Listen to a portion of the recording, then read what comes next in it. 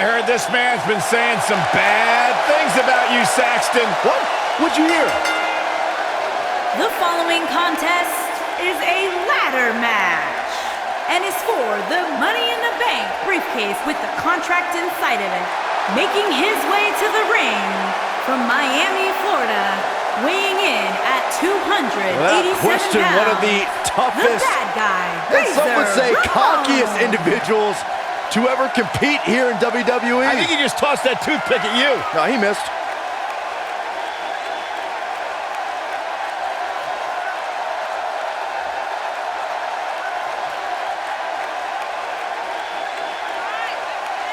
Remember his incredible ladder match at WrestleMania 10 against Shawn Michaels? Who can forget that? It was a defining moment in WWE history, and it paved the way for some of the greatest superstars of this era. You know, Razor and I have something in common. We both ooze machismo. Okay, maybe just Razor. Byron, you could somehow make the sun less cool.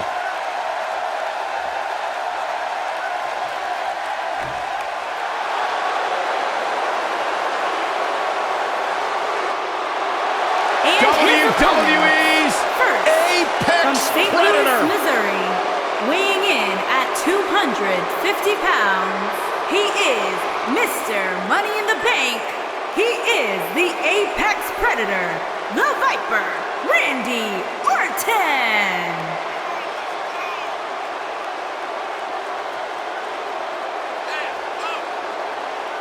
Randy Orton began his career by being known as the Legend Killer. Randy Orton is now simply a legend. And the Viper has shown no signs of slowing down. Just as dangerous now as the day he burst on the scene. Randy Orton's career wasn't built on alliances. The most important thing to Randy Orton has been winning championships.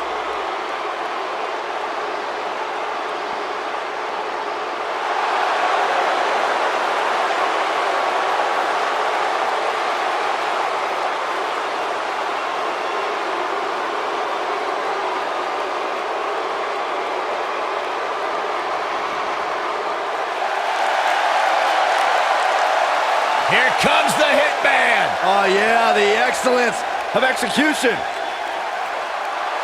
And from Calgary, Alberta, Canada, weighing in at 235 pounds, Bret the Hitman Hart.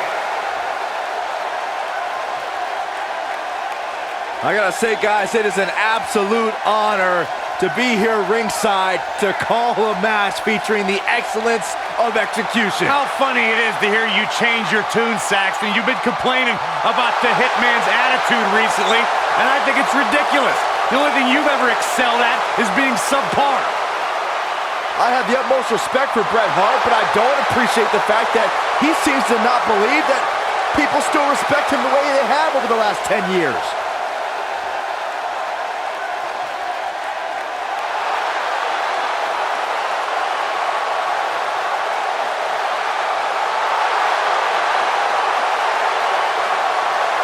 The Lowrider.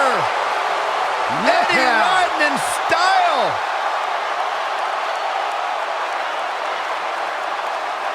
You think Eddie would let me ride inside his lowrider? Absolutely not.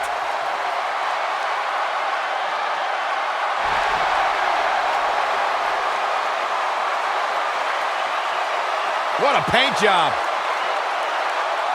And from El Paso, Texas, weighing in at 228 pounds, Eddie Guerrero.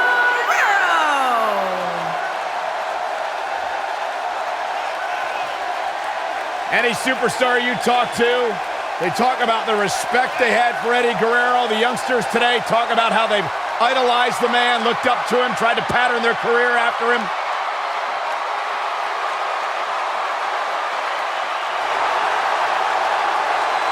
Oozing charisma.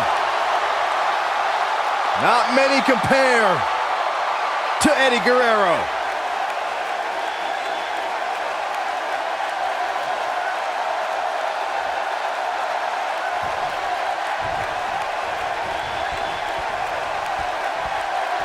Possibly the greatest technical wrestler in history, Bret Hitman Hart, in action tonight. Hard to argue with that nickname, Cole.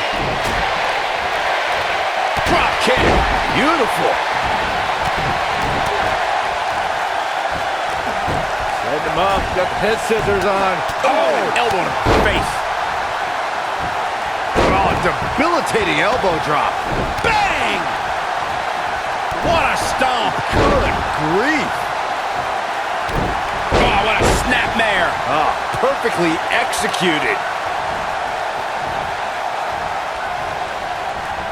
There he goes, crashing to the floor. Cross body.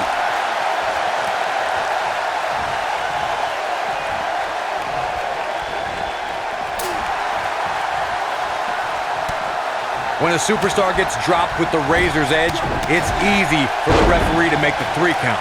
You can forget about it, Chico.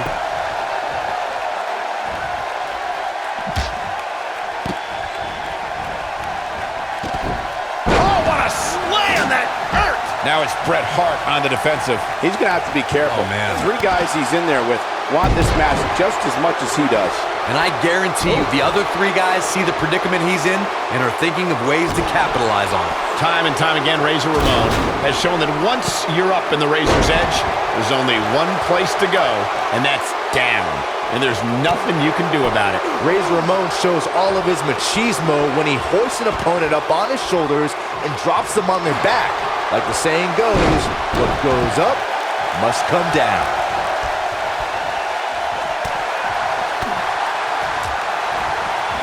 The quick reversal there by Randy Orton. There are 2 things that are crucial for success in a Fatal 4-Way match: being resourceful and timing. And one is really the product of the other. There are so many things in this type of match a superstar has to keep in mind. And no count out and no disqualification means anything can happen and it's all legal.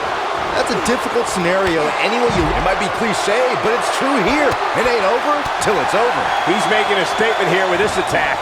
Byron, earlier you talked about the importance of timing and being resourceful in a Fatal 4-Way match. That reminded me of the #1 contenders match we saw on Raw in April of 2017. Nia Jax, Alexa Bliss, Sasha Banks, and Mickie James collided to see who would face Bayley for her Raw Women's Champion. Eddie Guerrero. Oh, we know what he's doing, Michael. Go for the second. And with the completion, we see. When I talk about Fatal 4-Way matches, I always think back to the classic battle at Backlash 2007 between Shawn Michaels, John Cena, Randy Orton, and the Rated R superstar Edge. The action was so fast and furious from the get-go, and served as a prime example of why a superstar needs eyes in the back of their head in a Fatal 4-Way. Uh-oh. The Hitman spikes him. That's called making a statement, Cole. Bret Hart is rolling now. Byron, earlier you mentioned one of the classic Fatal 4-Way confrontations in sports entertainment history. The match between John Cena, Edge, Shawn Michaels, and Randy Orton for the WWE Championship was a highly anticipated main event. The match saw a temporary reunion of the Rated RKO tag team and even saw Randy Orton and Shawn Michaels join forces to punish John Cena. This match defined the chaos of a Fatal 4-Way. In the end, Edge, he's fighting back here. I expected nothing less, Cole. Bret Hart's known as the excellence of execution, and that says it all right there. This man has an unmatched ring awareness and is smooth as silk as he picks his opponents apart. This might end badly. Oh, nasty impact.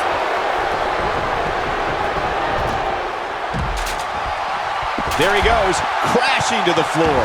Bret Hart's rivalries with the likes of Shawn Michaels, Stone Cold Steve Austin, The Undertaker, and Mr. McMahon inspired generations of future WWE superstars. No one can get it done in the ring like the Hitman. Tag teams, singles action, leading factions.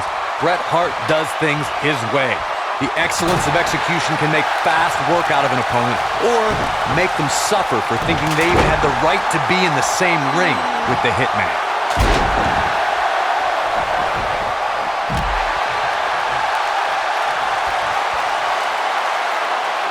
We're gonna see it. Way up there. Razor's edge. That has got to be it. Getting the ladder set up. Right in the center of the ring, a picture-perfect location.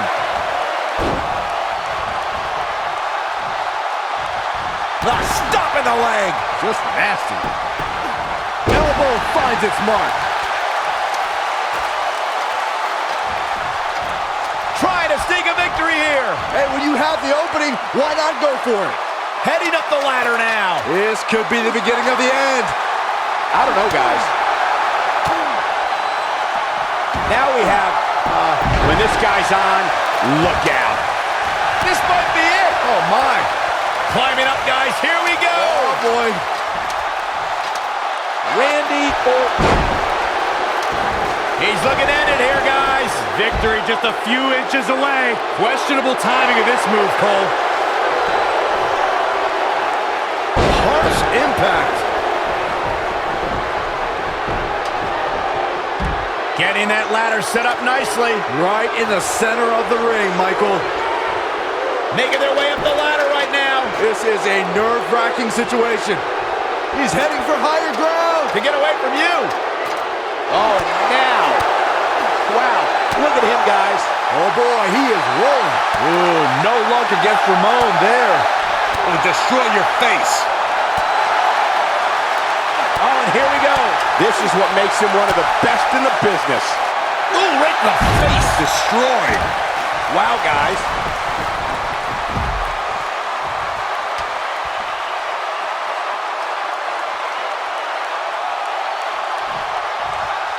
Risks have been taken. Bodies have crashed and burned, and still the title hangs above the ring.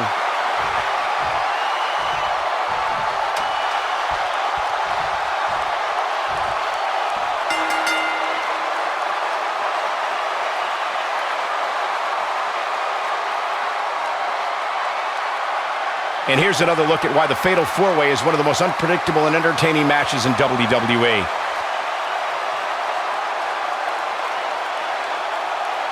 Oh, I can't believe this. Man, this was great. And this is how he ended it.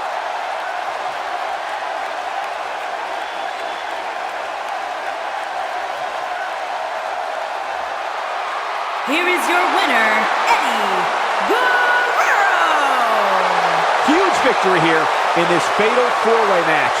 Wow, I can't believe what these four competitors just put their bodies through. What a battle.